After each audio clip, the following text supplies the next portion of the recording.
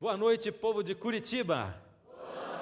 Esse povo bonito, alegre, povo animado que tem vindo aqui todas as noites. A gente grava o clamor da meia-noite todas as noites, e você assiste aí em casa semanalmente. Bem-vindo você também que assiste a TV Novo Tempo, que está em casa, que está no trabalho, você que está no computador e que está vendo num DVD.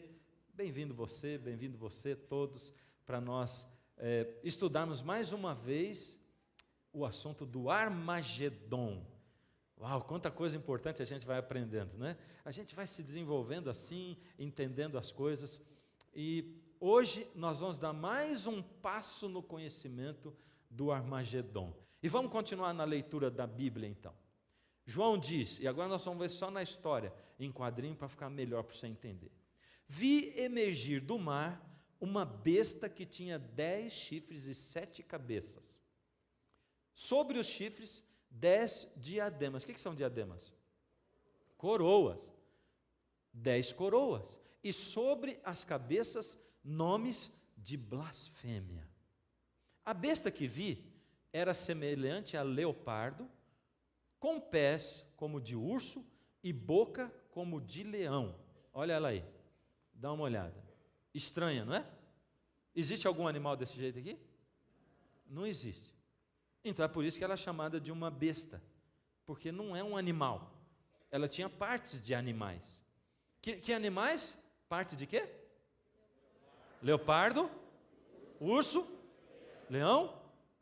Só isso? Leopardo, urso e leão.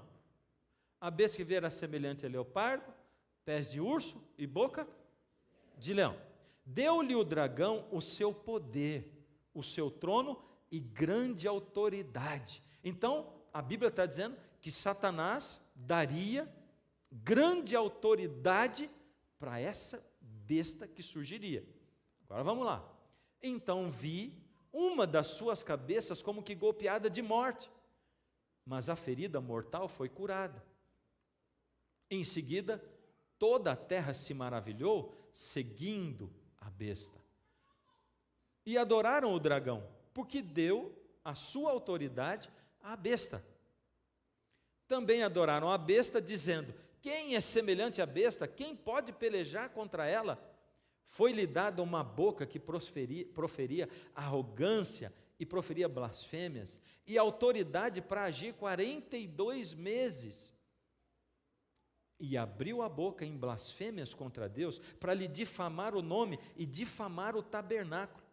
Foi-lhe dado ainda que pelejasse contra os santos e os vencesse.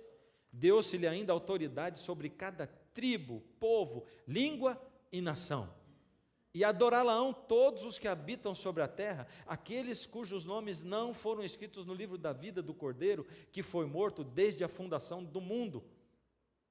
Uau, estão entendendo tudo? Não?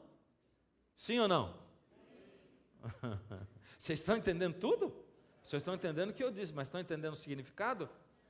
É assim, quando nós começamos a estudar, estava assim, aquele texto de Apocalipse 12. E agora nós temos um monte de coisa para desvendar. Vamos entender então essa profecia entroncada, que continua.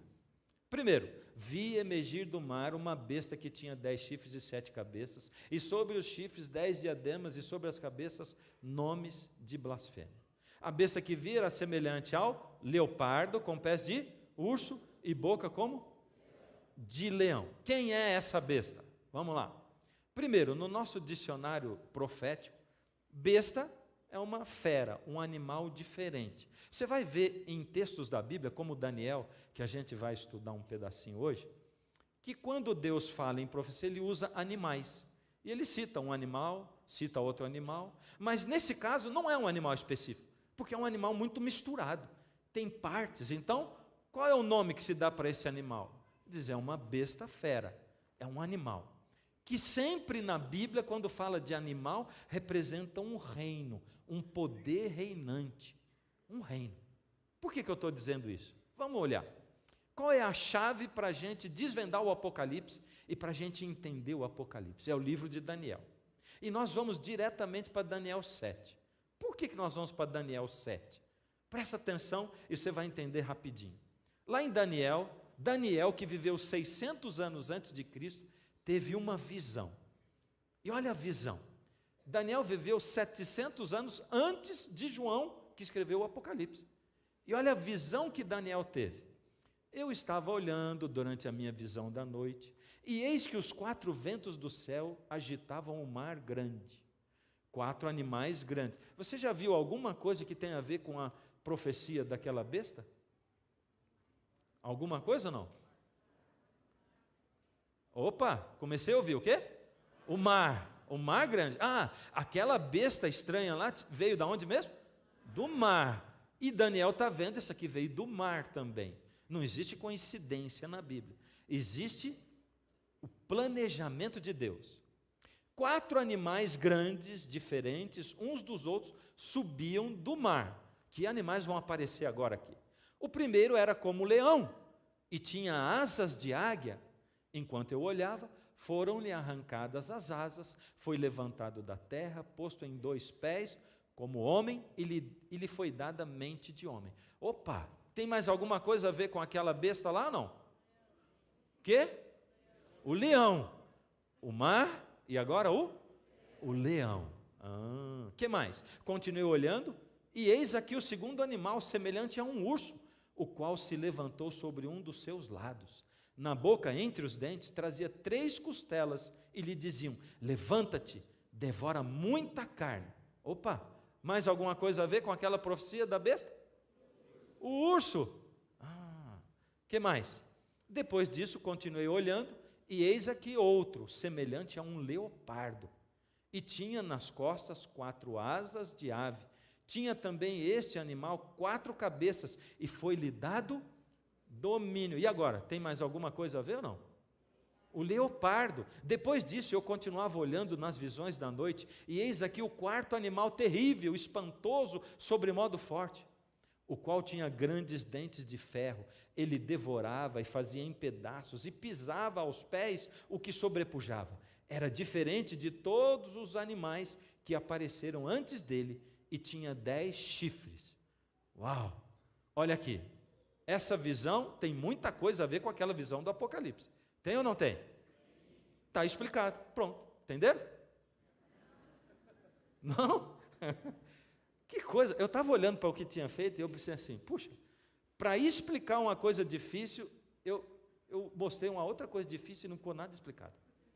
Que coisa terrível essa, né? Mas vocês vão entender. Por quê? Não adianta eu querer inventar isso, parece com aquilo, isso e aquilo. Na Bíblia não se inventa.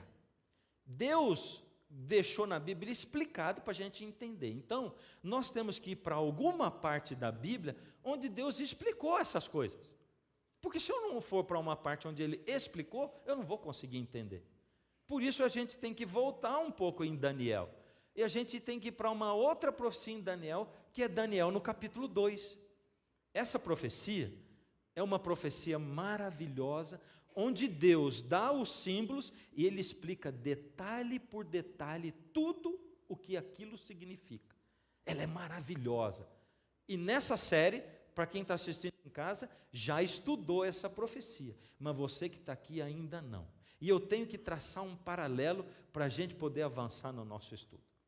Essa história aconteceu no ano 605 a.C., na época em que Babilônia era o império mundial, e o rei, o imperador, era Nabucodonosor.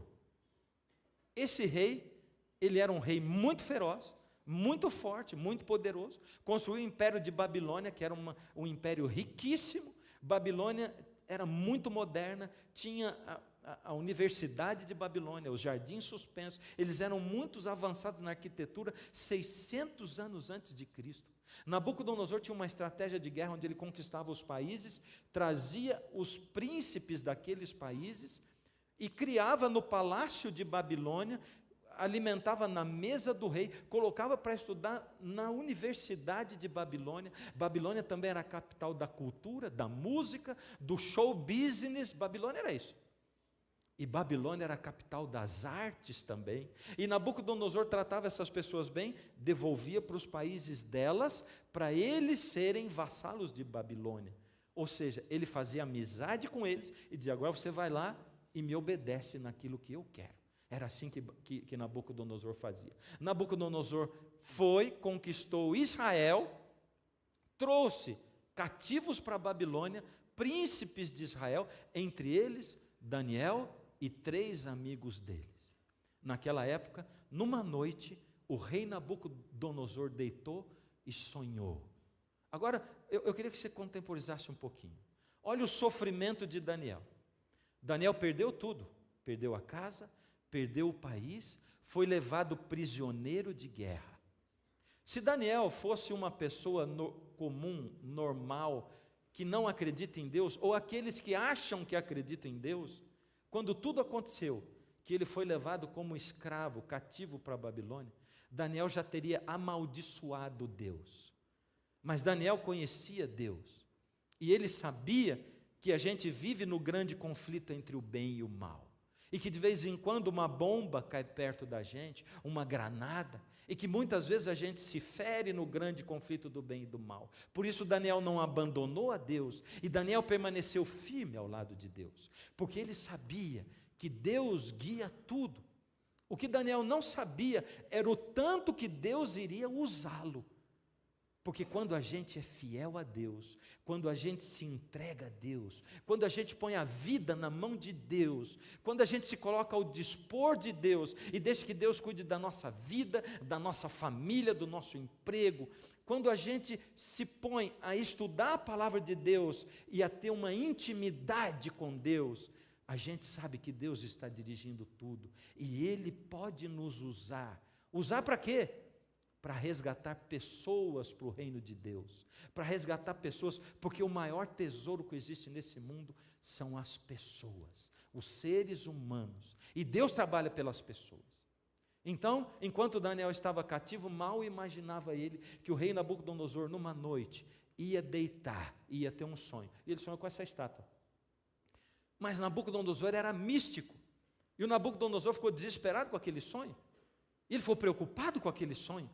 Ele ficou pensando, ele perdeu o sono à noite, acordou ofegante, desesperado, suado. Nabucodonosor era muito impetuoso, e ele mandou chamar todos os sábios de Babilônia. Quem eram os sábios de Babilônia?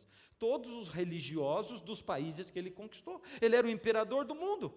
Ele tinha gente de tudo quanto era religião, que acreditava em tudo quanto é Deus com letra minúscula, e tinha até Daniel que acreditava no Deus com letra maiúscula. E Nabucodonosor chamou aquele povo todo e disse assim: eu tive um sonho essa noite, estou desesperado. Ele foi um sonho diferente, não é daquele sonho maluco que a gente tem, não. Ele significa alguma coisa, e eu sei que foram os deuses que me deram esse sonho. Só que tem um problema, eu não lembro do sonho, e eu queria saber o que eu sonhei. Imagina você no lugar de um sábio daquele. A Bíblia não fala por quê, mas Daniel não estava ali naquela noite, naquela madrugada. Talvez ele estivesse fora do reino, porque se ele estivesse lá, ele teria sido chamado também. E Daniel que não estava lá, mas os sábios vieram, um olhou para o outro olhou para um, começaram a tremer. De noite, dormindo, de madrugada, chamado para o palácio do rei. O rei fala uma coisa daquela, eles conheciam o rei estava com aquela cara passada, desesperado. E um deles disse: olha, tudo que eu estou contando a gente já estudou, eu não vou ficar lendo na Bíblia, mas você vai ler isso em Daniel 2, na sua casa, dever de casa. Daniel 2, depois do nosso programa, tá? Eu estou falando ipsis litis, que está escrito na Bíblia. E eles disseram: rei, ó rei, vive eternamente. Deram aquela bajulada no rei. Rei, o senhor conta para nós o sonho e nós vamos dar o significado do sonho. Eu disse: vocês não estão entendendo. Vocês não estão entendendo. E vocês são espertinhos, porque se eu disser o que eu sonhei, vocês vão inventar qualquer coisa, eu vou ter que engolir.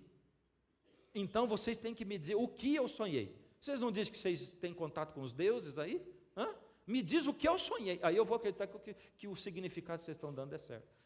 Aí eles disseram: rei, não tem nenhum rei, por mais poderoso que seja, que pediu isso para alguém. E o rei disse: não quero saber. Vocês estão querendo ganhar tempo comigo. É o seguinte, se não disser, eu vou mandar matar todo mundo. E eles, desesperados, disseram assim: Nós não temos contato com os deuses não vivem com os homens, nós somos impotentes, declarar a impotência deles. E o rei falou, beleza, mando matar todo mundo. E mandou matar todo mundo. A Bíblia conta que depois de uns dias, Arioque, que era o general de Nabucodonosor, foi buscar Daniel para mandar matar, porque ele fazia parte daquele grupo. E Daniel, que não estava nem sabendo dessa coisa, está acontecendo o quê? Contaram para Daniel, e Daniel diz assim, me leva na presença do rei. Foi na presença do rei, e Daniel falou, rei, me dá um tempo, porque meus amigos e eu vamos orar, e o Deus do céu, com letra maiúscula, que é diferente dos deuses com letra minúscula dos outros, ele vai revelar. E eles foram para casa, oraram, e Deus revelou o sonho para eles. E a Bíblia apresenta Daniel chegando na frente do rei e dizendo, ó rei, vive eternamente. O sonho que o rei teve, Deus foi quem deu, porque Deus deu esse sonho para o rei, porque Deus quer revelar para o rei o que vai ser, desde os dias de hoje até o fim dos tempos. Uau, que sonho fantástico. E o Daniel começou a falar. Nenhum desses sábios sabe interpretar, porque só o Deus verdadeiro sabe o fim desde o princípio. O Senhor estava sonhando e viu uma estátua, e o rei regalou o olho. Era uma estátua diferente, porque ela não era uma estátua de barro, e nem de ferro, e nem de ouro, e nem de prata. Ela era diferente, ela tinha a cabeça de ouro, o peito e os braços de prata, ela tinha o quadril de bronze, a perna de ferro, e os pés misturados, em parte de ferro e em parte de barro. E o rei faltou subir em cima do trono. O rei estava assim, porque alguém estava falando para ele o que ele sonhou. E Daniel falou, quando o senhor estava olhando esse sonho, de repente uma pedra veio, sem nenhuma mão tocar aquela pedra, e ela bateu nos pés da estátua, e esmiuçou aquela estátua. Uau! O rei estava pronto para ouvir o significado. E lá em Daniel 2, Daniel explica tintim por tintim para o rei o que seria o sonho. E Daniel diz, rei, a cabeça de ouro é o Senhor, é o reino, o império de Babilônia. O Senhor é imperador do mundo, nunca vai ter um império tão rico como o Senhor, por isso a cabeça de ouro. Mas depois do Senhor, virá um outro império, que não vai ser tão poderoso nem tão rico quanto o seu, é representado pelo peito e os braços de prata. E depois desse outro império, vai ter um outro império mundial, vai ter um imperador que de novo vai conquistar o mundo inteiro. E ele também não vai ser tão forte, ele é representado pelo bronze. E depois dele vem um outro império, um império representado pelas pernas de ferro. E como o ferro é duro, esse império vai ser duro. E depois desse império, rei, o mundo vai se dividir. E nunca mais vai ter um imperador mundial. Assim como o ferro não mistura com o barro, o mundo vai se dividir. E nunca mais vai ter um império mundial. Agora, presta atenção nisso, porque estávamos 600 anos antes de Cristo. E olha, quando o Hitler começou a avançar na Segunda Guerra Mundial, as pessoas achavam que ele ia ser o imperador, o novo imperador do mundo, mas ele não foi. Na Europa eles tentaram se misturar em casamento, e Daniel fala em Daniel 2, ele diz assim, eles vão tentar se misturar através de casamento, mas não vão conseguir fazer um império mundial, nunca mais. Uau! E quando chega no final ele diz, essa pedra que vem, é porque no final, na época em que o mundo estará dividido e que não vai ter um imperador só, o Senhor Deus vem para colocar o reino dele nessa terra. E a história toda se acaba e começa uma nova história com o reino de Deus que jamais vai ser destruído. Eu me arrepio de pensar nessa história. Porque quando a gente olha para a história geral, história do mundo, a gente começa a entender o que aconteceu. Babilônia foi o primeiro império e ela aconteceu entre 605 e 539 a.C. Aí quando você vai para o livro de história, será que veio um outro império depois de Babilônia? Veio. Quem veio? Dario, que era medo, e Ciro, que era persa. O Dario era tio do Ciro, mas o Ciro era o general do Dario. Eles invadiram Babilônia. Ciro foi como general para invadir Babilônia. E Ciro teve uma estratégia tremenda, mandou os soldados ficarem de um lado da cidade no rio e do outro lado, na entrada e na saída da cidade. E ele disse: quando o rio baixar, vocês entram por baixo. Ele desviou o curso do rio e o rio baixou, e os soldados entraram quando ninguém estava esperando e conquistaram Babilônia, os medos e os persas. Muito interessante que os medos e os persas tenham conquistado, porque logo depois dos medos e persas, quem veio foi Alexandre o Grande. A Grécia, representada pelo ventre, pelo quadril de bronze, que aconteceu entre 331 a 168. E logo em seguida, o outro império que veio depois dos gregos foi o romano, que foi chamado o Império de Ferro. Foi o mais longo de todos, assim como as pernas são as mais longas, de 168 a 476. O mais duro foi nessa época que Jesus foi morto, 168 a 476 depois de Cristo. E finalmente a Europa dividida, os pés em parte de ferro e em parte de barro. E aí o mapa da Europa, que você viu no último programa e que está aqui colocado. Logo depois que acabou o Império Romano, ele ficou dividido principalmente em 10 reinos principais. Assim como tem 10 dedos, foram 10 reinos também. Quantos impérios mundiais teve então? 4, Babilônia, Medo-Pérsia. Vamos falar comigo de novo? Vamos lá. Medo-Pérsia. Uau! Como é que Deus sabia isso? É porque Deus sabe o fim desde o princípio. E Deus explicou detalhe por detalhe. Agora veja uma coisa. Daniel, ele teve um outro sonho. Primeiro foi Nabucodonosor, agora foi Daniel. Ele teve uma visão, não foi um sonho. Deus deu uma outra visão, porque na próxima visão, ou na próxima profecia que Deus deu para Daniel, que é Daniel 7, que a gente já viu, Deus começou a esmiuçar mais a história. E Deus começou a dar mais detalhes da história. Presta atenção o que Deus diz, porque aparece uma novidade. Qual é a novidade? Eu estava olhando a minha visão da noite, e eis os 4 ventos do céu agitavam o mar grande. 4 animais grandes, diferentes uns dos outros, subiam do mar. Espera aí, quantos impérios mundiais na estátua? 4. Opa, e quantos animais tem aqui? 4. Será que Deus vai falar da mesma coisa, explicado mais esmiuçadamente? Vai, e vai falar mais para frente. Presta atenção. O primeiro era como leão e tinha asas de águia. Você que já estudou alguma coisa de história, lembra como é que era o símbolo de Babilônia, que está lá nos muros de Babilônia até hoje, nas ruínas que sobraram? O leão alado. Foi em cheio, não foi? Mas Deus vai em cheio em tudo. Deus prediz tudo. Deus é assertivo. Não tem como. Ele sabe o fim desde o princípio. Por isso, o leão da profecia de Daniel 7 e a cabeça de ouro são o mesmo período, o mesmo império, e eles representam Babilônia. Continuei olhando, e eis aqui o segundo animal, semelhante a um urso, o qual se levantou sobre um dos seus lados. O que será que significava? Qual foi o reino que veio depois de Babilônia mesmo? Medo-Pérsia. E tinha quantos generais? Um era Dario e o outro era Ciro.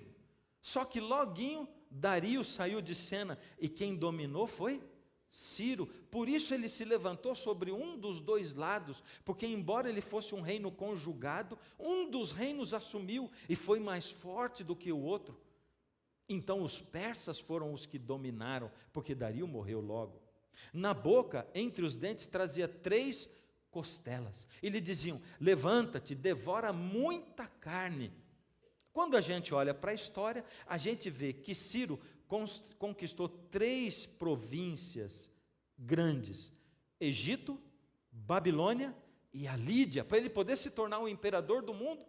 Essas eram as 3 costelas, porque ele devorou muita carne, batalhas e guerras sangrentas. Então, a Medo-Pérsia é o peito e os braços, e é também o quê? O urso, o mesmo período, com mais detalhes. Depois, olhei E eis aqui outro, semelhante a um leopardo, e tinha nas costas 4 asas de ave. O que é mais rápido, viajar de avião ou viajar de ônibus? Por quê? É porque ele vai voando. Por isso ele vai mais rápido. Se um carro andar na velocidade do avião, acidenta. Mas o avião está lá em cima, livre, voando, rápido. Para que serve 4 asas?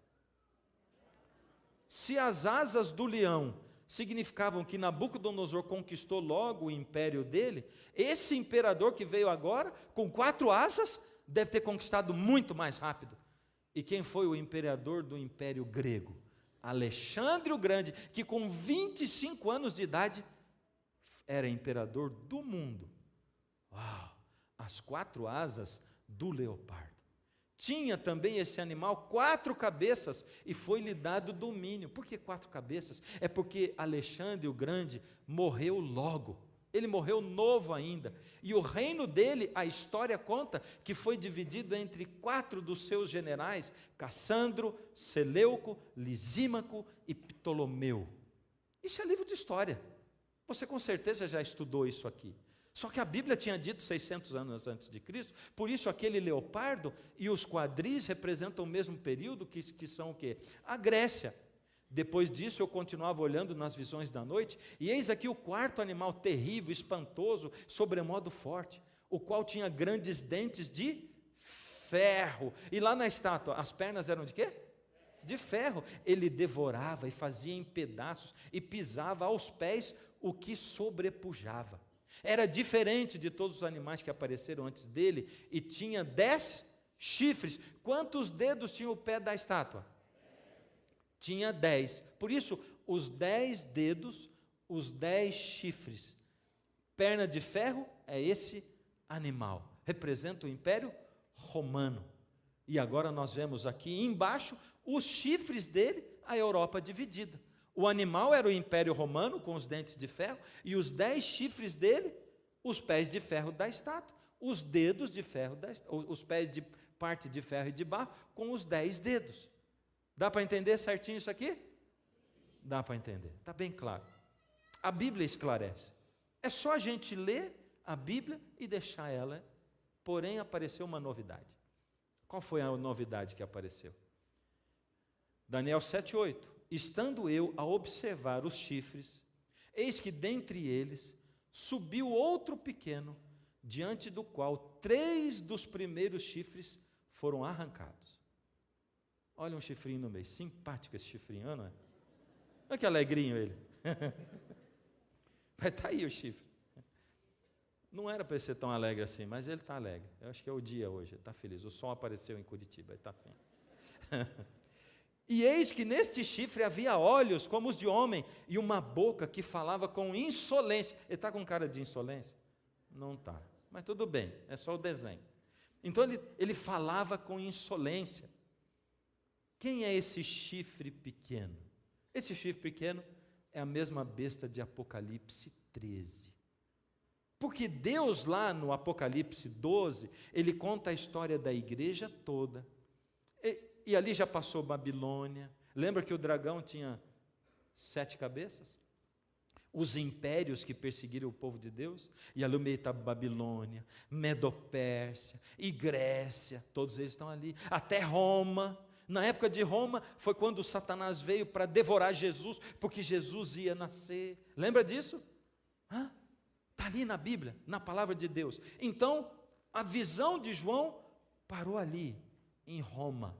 E João diz assim: agora o dragão foi para a areia do mar, e ele ficou lá. E ele fez surgir de dentro do mar uma besta diferente. E por que esse chifre é a mesma besta? É porque essa besta, ela tem parte de urso, os pés de urso, ela tem boca de leão, e ela tem o corpo de leopardo. Ela é um resumo de tudo que aconteceu lá atrás, só que ela tem alguma coisa a mais, porque essa besta, ela vai continuar de Jesus para frente. Ela não é Babilônia, ela não é a Medopérsia. Ela está dizendo que tudo aquilo já foi e que de agora em diante vai continuar a história. Quem é esse poder que é chamado por uma besta diferente?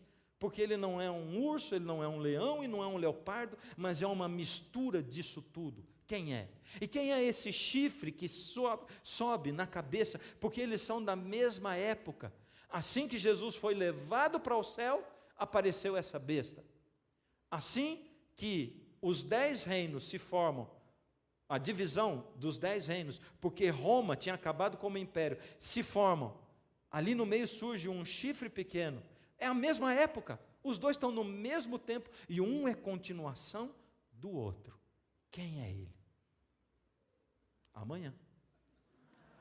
Na semana que vem para você. Para eles aqui é amanhã. Para você é na semana que vem. Mas eu quero chamar a sua atenção para o fato de que Deus é maravilhoso. Ou não é? Ele é maravilhoso. Nós é que somos devagar, viu? Nós somos devagar. Porque, primeiro, que a gente não estuda a Bíblia, né? E quando a gente começa a estudar, a gente diz assim, tem gente que sai até meio zonzo daqui, o olho fica virando assim, né? Tanta informação, tanta coisa.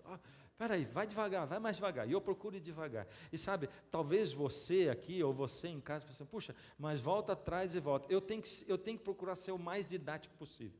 Por isso eu explico, volto. Vou começar a explicar uma coisa nova, eu volto lá atrás, explica de novo, levando em conta quem está chegando pela primeira vez, levando em conta você que está aprendendo. A gente vai aos poucos, e a gente avança um pouquinho cada dia, para você assimilar aquilo tudo.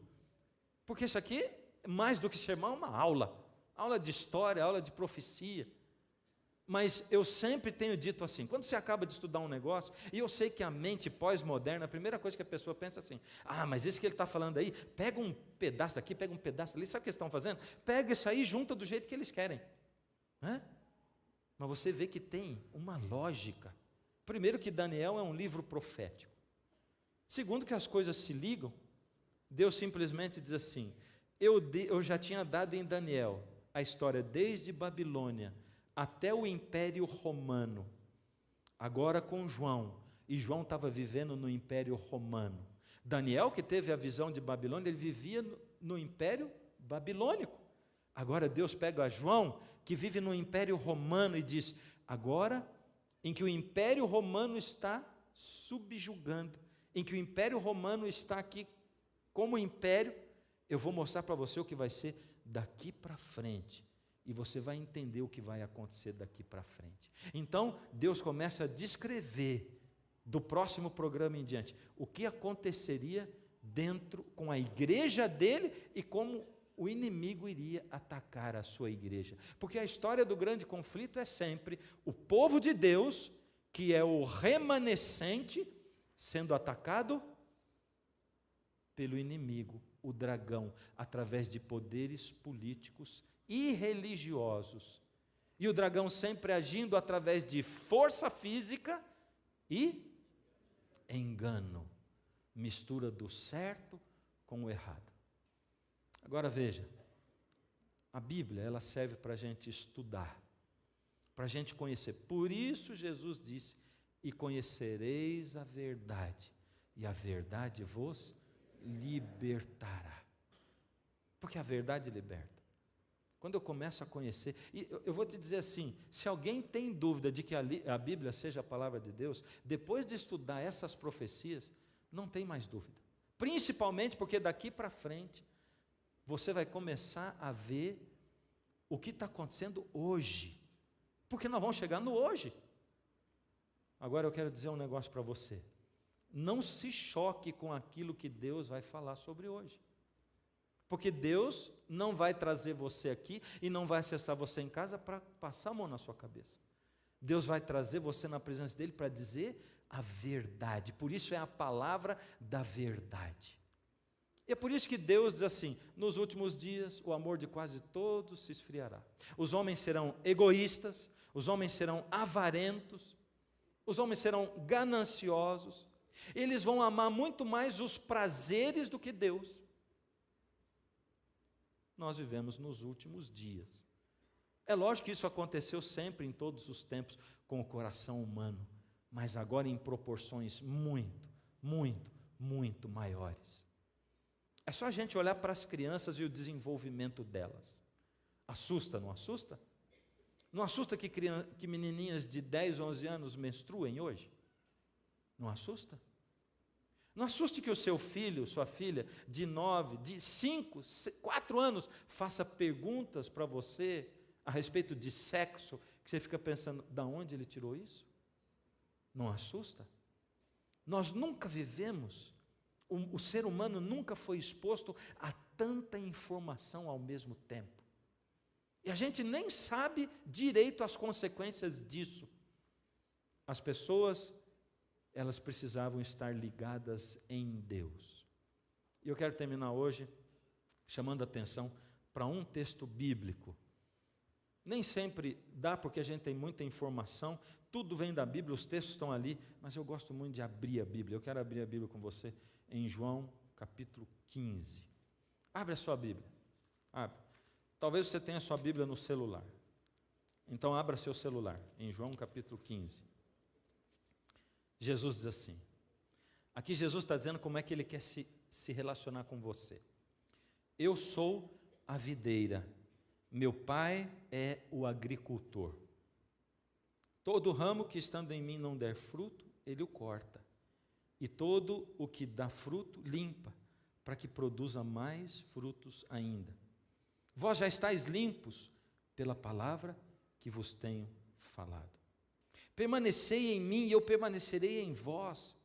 Como não pode o ramo produzir fruto de si mesmo, se não permanecer na videira, assim nem vós o podeis dar, se não permanecerdes em mim. Eu sou a videira, vós os ramos, quem permanece em mim e eu nele, esse dá muito fruto, porque sem mim nada podeis fazer. O que Jesus está dizendo aqui? Ele está dizendo, imagina uma videira e o ramo dela. O ramo só pode dar fruto se estiver na videira. Jesus disse isso aqui para os discípulos, logo depois dele tomar a Santa Ceia. Judas tinha saído para trair Jesus. Jesus conversa com os 11 e eles saem. Jesus vai ser preso ali na frente, porque Judas vai chegar traindo Jesus com os soldados. Enquanto Jesus sabe que está indo para ser preso, ele passa pelo meio do caminho e ele vê as plantações de uva, ele vê as videiras. E Jesus, que sabe que vai ser preso e que sabe que os discípulos dele são ainda apegados nas tradições e não na verdade, e por isso eles vão se decepcionar quando Jesus morrer. Você entende isso? Todo mundo que está apegado na tradição e não na verdade se decepciona com Deus.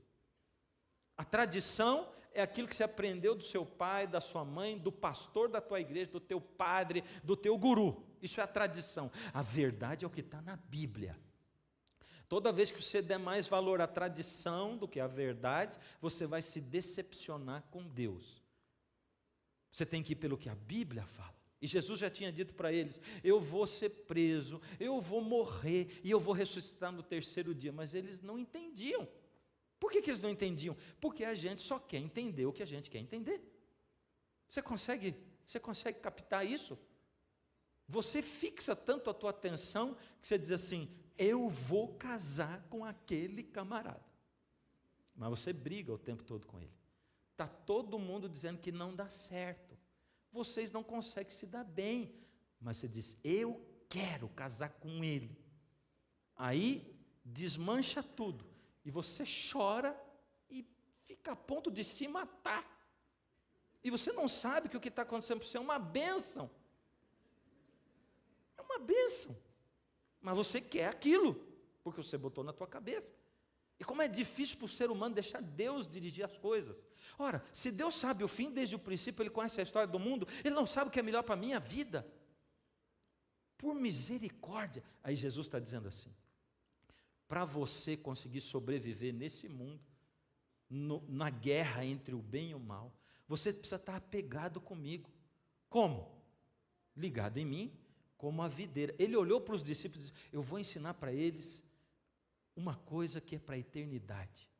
Jesus estava para morrer e estava dizendo as últimas palavras para os discípulos, que eram as pessoas que ele amava. O que você diria para as pessoas que você ama, se você soubesse que ia morrer e fosse dizer as últimas palavras? Jesus escolheu as palavras mais importantes, e ele preparou aqueles discípulos. Ele diz assim: eu sou a videira, vocês são os ramos. Estão entendendo? Olha, se o ramo sair da videira, ele não dá fruto mais, ele seca, ele morre, ele vai ser queimado. Então vocês têm que estar em mim. O que é estar em Jesus? Ele diz: permaneçam em mim e eu permanecerei em vocês. Eu vou fazer vocês entenderem a Bíblia. Mas como é que eu permaneço em Jesus? Orando, conversando com Ele. Ixi, mas quanto tempo eu tenho que orar? Ele diz: cada vez que você desligar de mim, você morre. Tem que estar ligado quanto tempo? Tempo todo. Tem que orar 24 horas. Dá para orar 24 horas por dia? Sabe, eu viajo muito. E às vezes com a minha esposa. Nossos parentes moram lá no estado de São Paulo. E a gente vai, 5h30, 6 de carro. E a gente sai, maior papo. Conversando. Tá. Dali uns 30, 40 minutos, 1 hora, o papo já vai diminuindo. E daqui a pouco fica ela do meu lado e eu do lado dela e os dois quietos. De repente, do nada, olha, já aconteceu muitas vezes, da gente começar a falar junto, do nada. Já aconteceu com você? Já ou não? Ah, achei que era só coisa minha. E já aconteceu da gente começar do nada a cantar a mesma música no mesmo tom. Você sabe o que é isso? Sintonia. Sintonia. O meu pensamento está ligado com o dela. A gente está casado há 30 anos. Faz 30 anos que a gente namora, que a gente se ama. E nunca o nosso relacionamento teve melhor do que hoje. Eu não troco a nossa vida de hoje pela nossa vida de recém-casado. É muito melhor. Sintonia. Mesmo que você não está falando, você tem sintonia. E com Deus é assim. Você vive na presença de Deus, conectado com Deus o tempo todo, como com a videira, como o ramo com a videira, um ligado no outro, um dependendo do outro, um em sintonia, conectado. Não é de se estranhar que nessa época de hoje, quando Jesus diz assim: fica conectado comigo, o diabo colocou um celular até na mão das crianças, porque a gente fica conectado com esse mundo o tempo todo.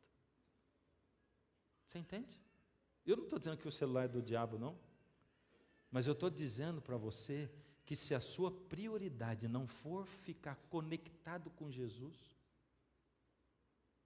e que coisa tremenda. Sabe que eu sou bobo, porque se eu fosse fazer o mal nesse mundo, eu nunca ia dizer assim: eu vou criar a internet, aí eu vou botar a internet num celular que vai ficar no bolso das pessoas, e elas vão ficar contando a vida dela para os outros. Porque eu não ia pensar, eu ia dizer assim: acho que alguém vai querer contar a vida para os outros, vai querer publicar. Meu Deus, é o que as pessoas mais gostam de fazer. Publica tudo. Sorriu, pá, já publicou. Chorou, pá, publicou. Publica tudo. E as pessoas não vão para lugar nenhum sem celular, mas nem no banheiro. O celular vai o tempo todo. Celular. Acorda a mão no celular. E você está rindo porque essa é a sua história. Ah, não precisa mais de despertador, agora acorda com o celular. Você dorme com ele, lógico que acorda com ele. É ou não é? E presta atenção, eu não estou aqui fazendo um discurso contra o celular. O que eu estou dizendo é o seguinte: pensa que Deus quer estar conectado com você o tempo todo.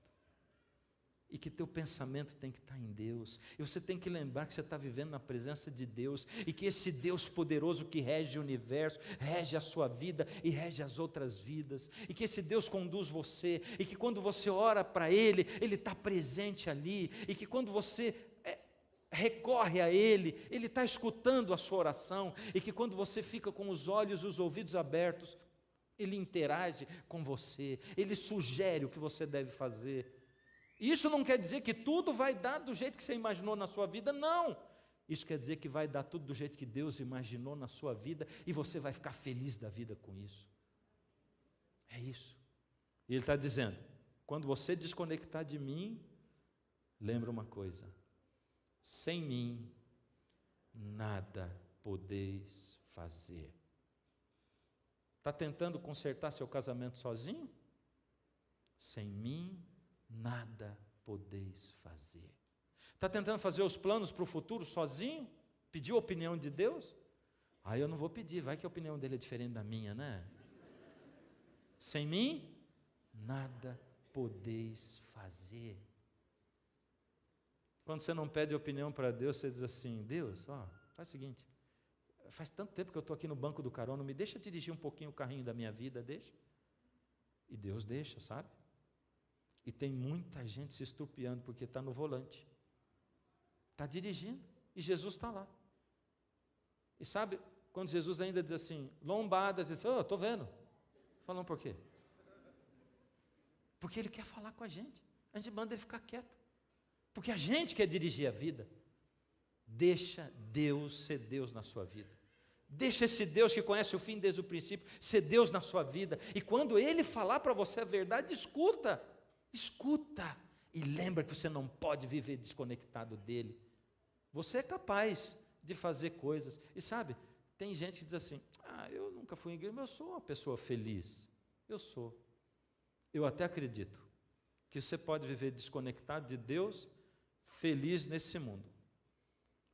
Porque se você estiver numa posiçãozinha assim, desconectado de Deus, tem pessoas que nem o inimigo vai querer incomodar, que vai dizer assim, não vou nem mexer com ele, porque ele já não lembra de Deus mesmo. Se eu começar a mexer, vai querer ir para a igreja. Então não vou mexer, porque assim ele vai. Vai ser feliz nessa vida aqui, porque não vai ter outra para ele. Você está entendendo? Então tem gente que pode sim ser feliz, porque Deus não diz assim, eu abençoo só quem me segue. Tem um monte de gente rica e inteligente que não segue a Deus. Porque inteligência é diferente de sabedoria. Tem muita gente inteligente e que não é sábia. Assim como tem um monte de gente que quando envelhece, ao invés de ficar sábio, só fica velho. Tem um monte de gente. Mas tem gente aberto para Deus, que quando envelhece, fica sábio da sabedoria de Deus. Olha, hoje eu tenho que pedir de você uma decisão. Hoje eu tenho que pedir de você uma decisão para você mostrar de que lado você está. Porque Deus revela para você o futuro, e Ele está dizendo para você assim, olha, o que eu estou para revelar para você é tão grandioso, é tão maravilhoso e tão profundo, e eu preciso que você se entregue para mim. Então Deus vai chamar você hoje. Deus está olhando para você e está dizendo assim, você não está nem entendendo porque que você está ouvindo isso tudo? Está nem entendendo porque você veio cair nesse lugar aqui? Mas é porque eu planejei trazer você. E você aceitou o convite. Pode achar que foi de um jeito ou de outro, mas foi eu que planejei. Porque você sempre viveu sua vida achando que a Bíblia é uma coisa medíocre, mas a Bíblia é fantástica. Ela é a minha palavra. E hoje eu trouxe você porque eu quero dizer para você assim, chega, para de tentar viver sozinho. Sem mim você não pode fazer nada. Você não pode viver a eternidade sem mim. Você precisa de mim. Estou chamando você. Então, Deus está olhando para você e está dizendo assim, entrega sua vida para mim. Mas entrega é assim, você entrega e não toma de volta, entendeu? Você entrega mesmo, de uma vez por todas, entrega a sua vida para mim. E não é uma vez só, é de agora em diante. Abre o coração. Então você, que nunca, presta atenção, é você que nunca entregou o coração para Jesus assim publicamente. Ou você que um dia entregou o coração para Jesus e se afastou dele e foi para longe dele e está vivendo a vida por si mesmo assim. E que vai sentir Jesus tocando você e chamando. Então eu vou chamar você para vir aqui comigo. E vou chamar você que está aí em casa para você se levantar aí onde você está. Para dizer, Senhor, eu estou colocando minha vida nas suas mãos. Você pode dizer assim, mas isso é muito válido. Isso é você dizendo para Deus, é demonstrando fisicamente. E Ele requer uma decisão pública sua. E eu quero ver você aqui, eu quero orar com você. Quero pedir, Senhor, estende sua mão sobre essa pessoa. Anula, Senhor, qualquer força do mal que esteja agindo aí e abre essa mente para ouvir a sua voz. Cadê você? Vem. Cadê você aí? Levanta, vem. Você que está em casa, fica em pé. Amém, porque você veio. Cadê os outros? Esses são só os primeiros, mas tem outros. Cadê você? Eu vou fazer o seguinte, enquanto você vem, eu vou cantar essa última música. Aí você vem, mas vem, não espera a música terminar, vem. Se ele está falando, não deixa para depois. Vai acontecer uma batalha, uma guerra aí dentro do seu coração. Deixa Jesus vencer. Sei que muitas coisas estão passando por sua mente e que está lutando para aceitar o seu convite. O inimigo vai tentar impedi-lo de chegar até Jesus. Ele quer fazer você pensar que dessa vez não há mais volta e que foi tão longe para ter de novo o amor do Pai. Não escute essa voz, não recuse o perdão que Ele oferece novamente para você. Ouça o seu chamar, não deixe de escutar. Deus chama por você, sei que quer se entregar. Não resista mais, Ele esperando está e estende agora outra chance para recomeçar. Se entregue para Jesus, escute seu chama. Cadê você? Vem, sai daí, vem para cá. Sei que é difícil tomar agora decisão, mas isso é preciso se quiser um novo coração. Venha logo confessar seus temores a Jesus e Ele limpará de todo mal o seu viver. Ouça o seu chamar, não deixe de escutar. Deus clama por você, sei que quer se entregar. Não resista mais, Ele esperando está e estende agora outra chance para recomeçar. Se entregue para Jesus, escute o seu chamar. Se levante, venha ao encontro do Senhor. Esqueça o passado, Ele oferece seu amor.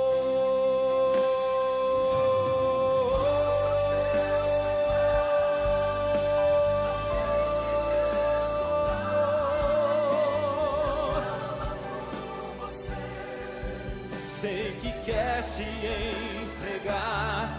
Não resista mais, Ele esperando está, e estende agora outra chance para recomeçar.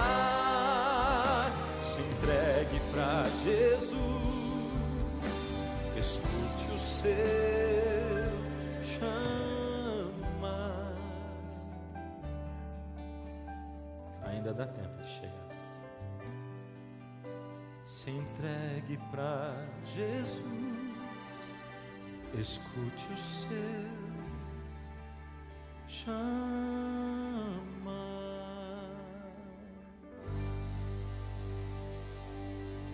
Feche os olhos. Querido Deus, é tão maravilhoso, Senhor, e assombroso ver que o Senhor é um Deus verdadeiro, que o Senhor conhece o fim desde o princípio, que o Senhor sabe os detalhes da nossa vida, Pai. Sentir também que o Senhor nos chama, é assombroso, Pai, que o Senhor fala na nossa mente, no nosso coração, mas ao mesmo tempo que é assombroso, Pai, a gente não consegue resistir à ideia de entregar a nossa vida nas mãos de um Deus assim, que pode mudar, Senhor, a nossa visão do mundo, que pode colocar paz no nosso coração e que pode, Senhor, nos ligar ao Senhor mesmo, para que nós sejamos um com o Senhor e o Senhor esteja em nós. Pai, essas pessoas vieram aqui na frente porque elas querem isso que o Senhor prometeu ali na parábola da videira, que elas vão estar no Senhor e o Senhor nelas, Pai. Ajuda, Senhor, porque essa ruptura com o mundo é muito difícil. Toma-nos nas suas mãos, Pai. Toma-nos, Senhor, com a sua graça e com o seu poder, Senhor. Nos arranca das mãos do inimigo e nos ajuda depois desse primeiro passo a continuarmos dando outros passos. Estende a mão sobre quem não teve ainda coragem. Traz para o Senhor em nome de Jesus.